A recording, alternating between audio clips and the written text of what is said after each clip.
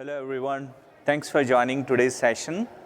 Does anyone know how long is the partnership between AWS and SAP is? It's 17 years. In today's session, we will be talking about how you can leverage this 17 years of deep partnership to build some of your enterprise need use cases. So myself, Satish, I work as a principal SA with AWS. I have Beyond, SAP CTO. So together we will walk you through some of the AWS and SAP features which will help you to fast track insights wherever your data is, whether it's in SAP or non-SAP. So let's get started. So before we dive into the specific features, let's understand why customers are choosing AWS for SAP workloads.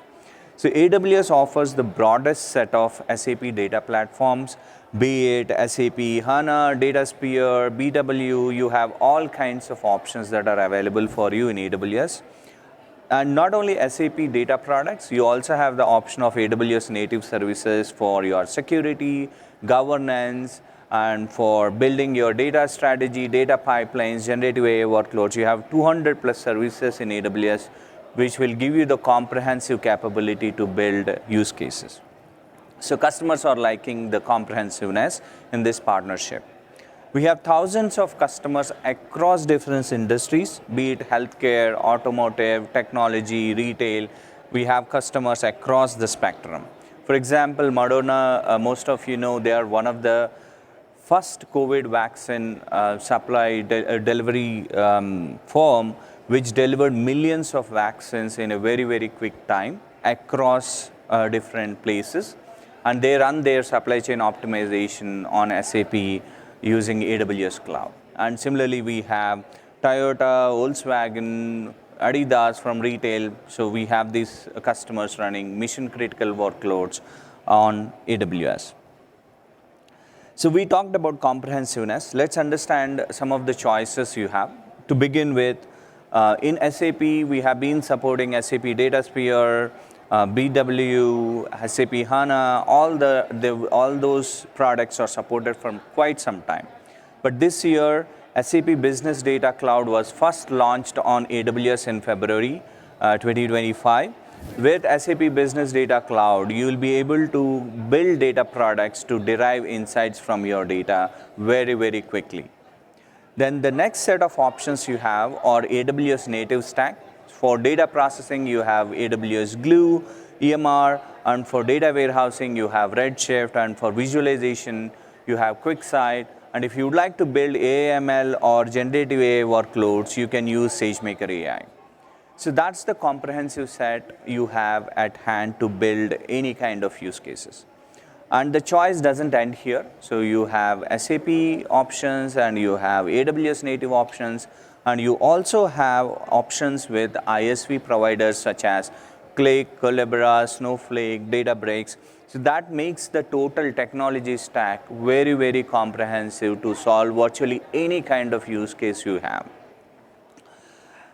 Choice is great, but what you do with that choice really, really matters, and whether you're deriving any value, insight out of those choices makes big difference. And data is your unique asset, and your data might be spread across different sources, some in SAP, some in non-SAP.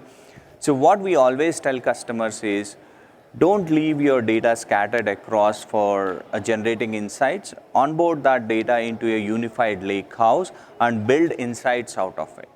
And customers often come back and tell us, that's great, we would like to bring all our data and derive insights, but onboarding that data is super complex because of the different technologies involved, different skill set involved, and the people involved.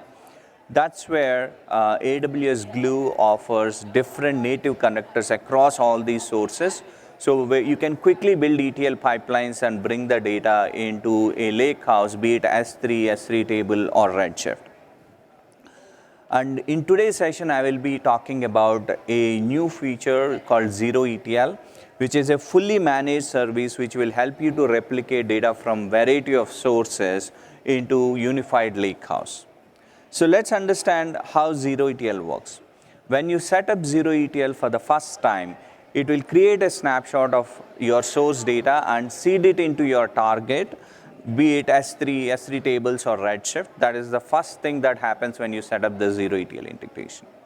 And from there on, whenever a change happens on the source, there will be a continuous replication, incremental replication from the source to the target.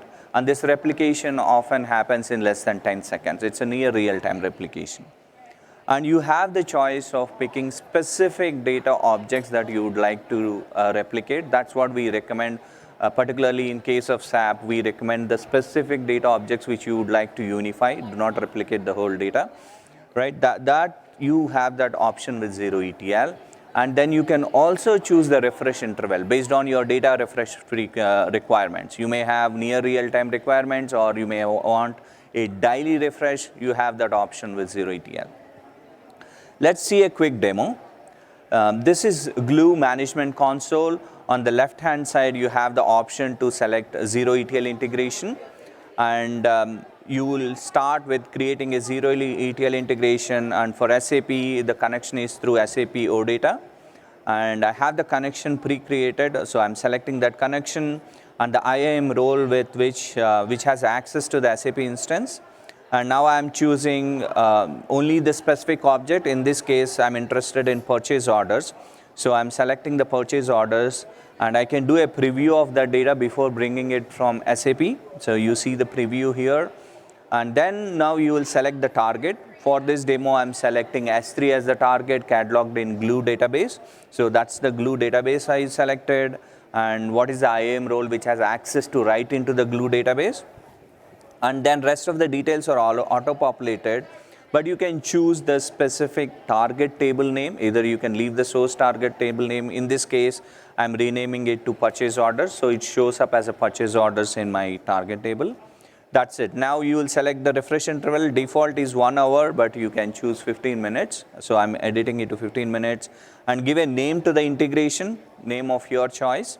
That's it. Pretty much you selected the source, target, refresh interval, and you'll click next. You can review all the details what you selected, and then click on create zero ETL integration. As I told you, it will first create the seed from source to target, and as soon as that seed is complete, the status becomes active so that it is ready for querying the data.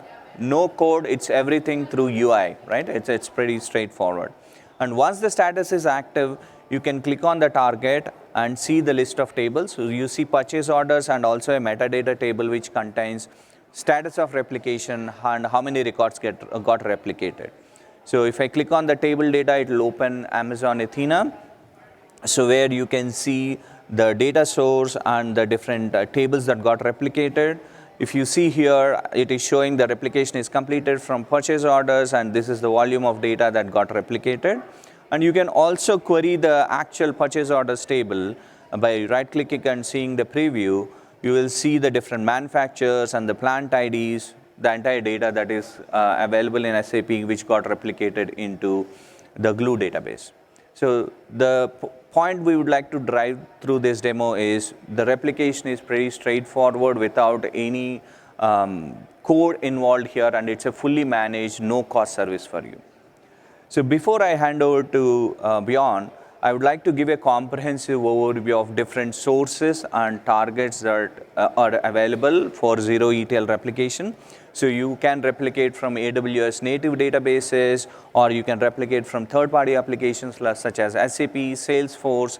And in this event, in this year's reInvent, we announced support for self-managed databases like Oracle, MySQL, and SQL Server, PostgreSQL, whether they are hosted on EC2 or on-prem. So you can use zero ETL to replicate the data seamlessly between these sources to the target of your choice. So with that, I hand over to Bjorn to talk us through SAP Business Data Cloud. Thank you. Thank you, Satish. And thanks for having me. I'm really excited to be here today. So my name is Bjorn Friedman. I'm the CTO for Business Data Cloud. And today I would like to talk a bit about the integration, how you can basically integrate SAP data also with non-SAP data. So as Satish was showing, there's quite an easy way how to zero ETL a subset of the data from SAP into AWS. However, if we look at SAP data and how it's typically being used, we very often see that there's a wide variety of different downstream consumptions. So you have different user personas. You have application users, you have analysts, you could have developers, right, or data modelers. And typically, they use to ETL all the data into various buckets. However, the problem with SAP data is it's so specific in terms of semantics and so complex that in order to really make use of it in a reliable way, you had to recreate the semantics over and over again. And now with the introduction of Business Data Cloud, we actually solved this data integration problem for all SAP data holistically.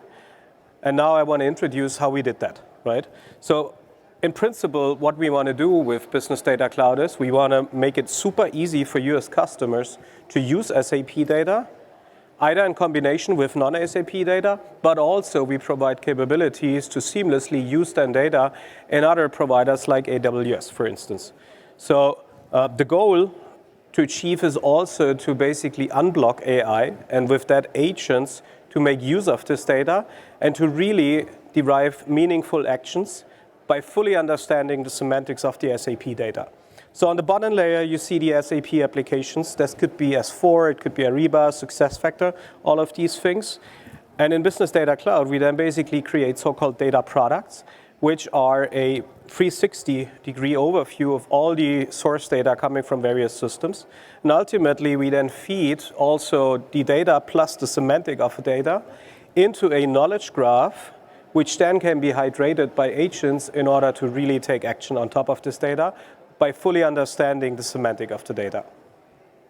So what is Business Data Cloud? Business Data Cloud consists of a lakehouse layer. So this is where you see on the bottom part of the slide the data products. We manage these data products in an object store, and I will come to this in a second when we look at the architecture. On top of that, we have the so-called Business Data Fabric. Business Data Fabric comes with various options for you as customers to consume this data. This could be, for instance, in our cloud warehouse, which is called DataSphere. You can then put analytics on top with SAP Analytics Cloud. But we also provide a way and a path for BW modernization into the cloud. Ultimately, we then also offer SAP Databricks as a built-in native citizen into our stack AI and ML solution in order to achieve all these AI and agentic use cases. Now, in addition, we're also working on enabling other partners like AWS in order to make use of this data. And ultimately, on top, what we have is then a comprehensive application layer. We call these intelligent apps. Intelligent apps could either be industry solutions, or it could be also any kind of application built either on top of BTP, which is our business technology platform, but it can also be third-party applications consuming or producing data products. Good. So what are data products? Data products, you can think of, it's more than just the relational data sets, which you typically would extract out of SAP. But we also ship these data products fully managed as a fully managed service. So it's a SaaS offering, basically. And we also enrich these data products with the semantics of the source system. The metadata, which we have for this, is open sourced. So this is open resource discovery. You can look this up in the internet. It's a fully open source protocol invented by SAP. And we're using basically this as a foundation for integrations with partners like Databricks or AWS. Now, in addition to this, we also offer a various set of APIs in order to access these data products. So for instance, you can access data products via Delta Share. That allows for zero copy consumption in various downstream services, be that now apps, warehouses, or other applications, but we also will allow SQL-based access on top of data products. Now, what we achieve with this is basically we establish what we call a data product economy. So if we look on the upper part of the slide, on the left side, you see the SAP managed data products. Those are data products which we ship out of the box as a managed service for all SAP line of business solutions which are native cloud citizens. So that means S/4HANA Cloud, Private Cloud Edition, is one of the sources, SuccessFactors, Ariba, Concur, but also all the other LOB solutions which are running in public cloud. these public cloud sources can be hydrated and can be used as a source for fully managed SAP data products. In addition, we also allow then customers to create what we call custom managed data products. Those could be, for instance, coming from sources on-prem. This could be ECC. This could be S/4HANA on-prem, but it is also possible to integrate BW-based data, and ultimately you can also integrate third-party data. And by enabling now the combination of these various data products in a zero-copy fashion, we also enable partners to create data products and share this back with SAP through the open source protocol or open resource discovery, which I was mentioning, and ultimately through Delta Share, we enable a bidirectional sharing in both directions. Now let's look at the architecture and how we set this up. So as I was mentioning, Business Data Cloud is built around a lakehouse solution. That means heart and center of data products is an object store where we actually manage these data products. It was very important for us to basically decouple the ingestion layer from the consumption layer. Consumption layer can be applications, can be warehouses, can be partner solutions. And for this, it was very important that we establish a stable API, which is completely distinct from the source layer. So in order to manage this, what happens is basically the following. A consumer, this could now be an app, or it could also be an administrator who's using the so-called BDC cockpit, which is our administration interface, ultimately triggers an installation of a data product. That calls over into the BDC layer, where we have an orchestration layer, which then basically manages the whole integration, the whole data integration chain. So it starts with calling an API in the source system. In that case, it's S/4HANA. And we basically, let's say for the sake of an argument, a customer wants to install a sales order data product. So we would then basically tell S/4HANA to start collecting all the data for the sales orders. Sales orders basically consist of various tables in S4. And then S/4HANA would start to collect the data and push the data into the object store. Now, the data lands in the so-called bronze layer. This is the raw data or ingestion layer. And on top of this, we then apply the medallion architecture.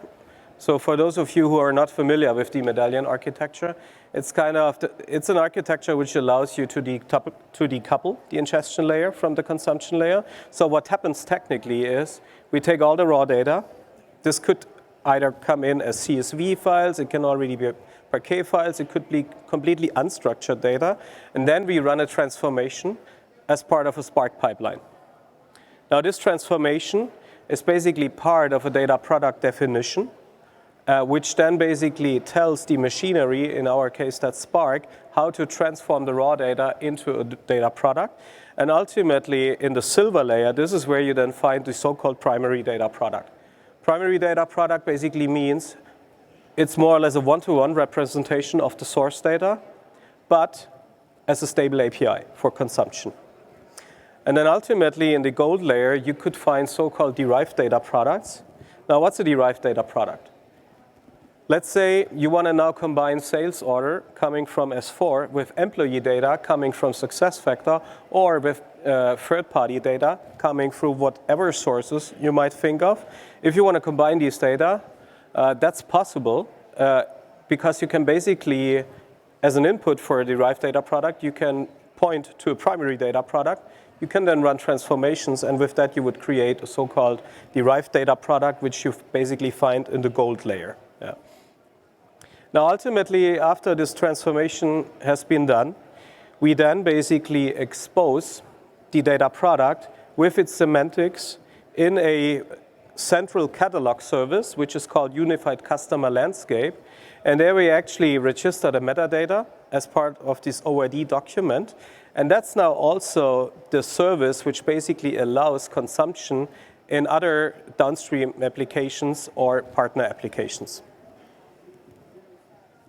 And with this, let me end the session for today with a call to action. So here you find a couple of links if you're interested in either how Business Data Cloud works or what the zero ETL integration means and how it looks like. So this is where you can find these links.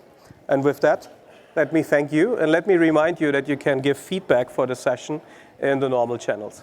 Thank you so much. Thanks, Satish.